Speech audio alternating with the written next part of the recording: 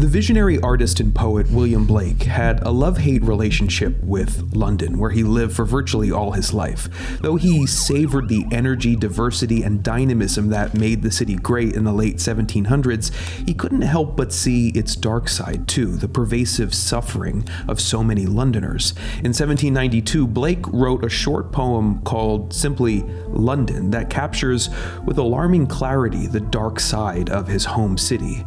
Let's read it stanza by stanza and see, or rather hear, what he heard in the metropolis outside his door. I wander through each chartered street near where the chartered Thames does flow, and mark in every face I meet marks of weakness, marks of woe. We get a lot in this first stanza. First off, we get the structure, a quatrain of iambic tetrameter with an A-B-A-B rhyme scheme. The poem consists of 4 of these quatrains, 16 lines in total. Blake also sets the scene here. The speaker is wandering through the streets of London, noticing the sadness and depravity all around him. We also get a lot of word repetition in this stanza, echoing the heartbeat repetition of the meter. Clearly, this repetition is important to the theme, but we'll find out what that is a little later. For now, let's zero in on the word chartered. A curious word to describe a street and a river. In an earlier version of the poem, Blake used the word dirty instead, but that word's only descriptive. With chartered, he conveys something deeper, a city in which the very streets are owned and controlled.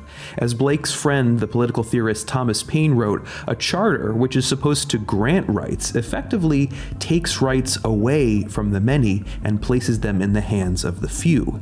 As the Industrial Revolution sweeps through London at the end of the 1700s, the speaker sees freedoms curtailed and life commodified. Even the river, a natural feature, is commodified.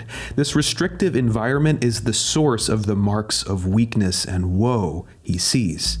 In every cry of every man, in every infant's cry of fear, in every voice, in every band, the mine-forged manacles I hear. Obviously, the repetition has intensified. 3 of these lines start with in plus a 4th here. The word cry is used twice and every a whopping 5 times.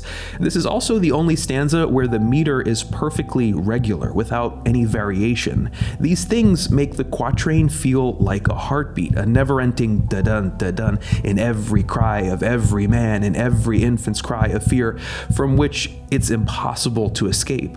Aside from this, the thing that jumps out here is mine-forged manacles, one of Blake's most famous phrases. The speaker suggests that it's not just the institutions and the powerful that imprison the suffering masses, but manacles that are self-imposed. People imprison themselves with their own ignorance and superstition. They are oppressed from without and within, and the external tyrants, kings, organized religion, slave owners, landlords, exploitative industrialists, misogynists, all of whom Blake despised, by the way. All these tyrants use people's ignorance as a tool to exercise repressive control. Change requires mass education as much as it does a reform of institutions. Both are extremely heavy lifts, and the speaker of the poem doesn't seem optimistic. How the chimney sweepers cry, every blackening church appalls, and the hapless soldier's sigh runs in blood down palace walls. In stanza 3, the speaker gets specific, linking 2 examples of suffering people with the powers that cause or enable their suffering. The connection between the second one is more obvious, so let's start there. The British nobility in their palaces decide to wage wars, like the American Revolutionary War, which had recently ended, or the French Revolutionary Wars, which were just beginning at the time Blake wrote this poem, but do so with the blood of soldiers, ordinary people who have little choice in the matter. All the hapless, unfortunate soldier can do is sigh. Though blood running down palace walls may also suggest that you can only push people so far. The storming of the Bastille in 1789, the symbolic spark of the French Revolution, was fresh in the minds of the British populace and the British nobility. When King Louis XVI was beheaded in 1793, it showed that royalty can bleed too. Okay, so what's the connection between chimney sweepers and the church? At this time in London, those who did the dirty, dangerous work of sweeping chimneys were often children, as young as 6, many orphaned who were small enough to fit in those tight spaces. The church is supposed to protect and support orphan children, the most vulnerable among us, and yet churches were often responsible for apprenticing orphan children out to do such work. The children, blackened by soot, blackened the church in turn by revealing their hypocrisy. And that hypocrisy is baked right into the language. To be appalled is to be dismayed or horrified, but an older meaning is to make pale. The church turns black and white at the same time. One is the perception and one the reality. But most, through midnight streets I hear, how the youthful harlot's curse blasts the newborn infant's tear and blights with plagues the marriage hearse. Blake ends the poem with an ambiguous but startling image. Okay, let's say there are 5 people here: the speaker, the harlot, the newborn, a husband, and a wife. It's unclear who the infant belongs to here, the harlot and the husband, or the married couple. Either way, the infant is cursed by the harlot, which some have taken to mean that the harlot or prostitute gives the child a venereal disease, directly or indirectly, passing it to the husband, who passes it to the wife, who passes it to the child. As a result, the curse blights or infects the marriage as well, turning the marriage coach into a marriage hearse, ending the poem on a 2-word phrase that fuses a beginning with an ending. Symbolically, the speaker criticizes the institution of marriage, an institution that combines church and state, which he criticized separately in the previous stanza.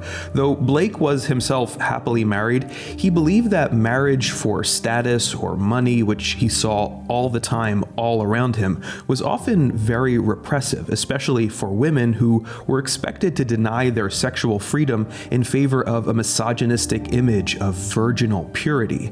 Such repression, such sexism, created the demand for prostitution, a class of vulnerable and exploited women who then go on to blight these sexless, loveless marriages, and eventually the legitimate or illegitimate children they create. It's astonishing how Blake so succinctly conveys this circularity, a system in which moralism, repressive institutions, and people's own ignorance perpetuate suffering down the generations. The poem is itself circular, with the newborn infant's tear shooting you right back up the poem to the infant's cry, and the second stanza where you have this steady, unremitting iambic tetrameter. Blake is probably best known today for his prophetic religious visions and drawings, but London is an example of his genius turning a fiery gaze on the society around him, where in 16 lines he paints a portrait of reality that looks and sounds a lot like hell.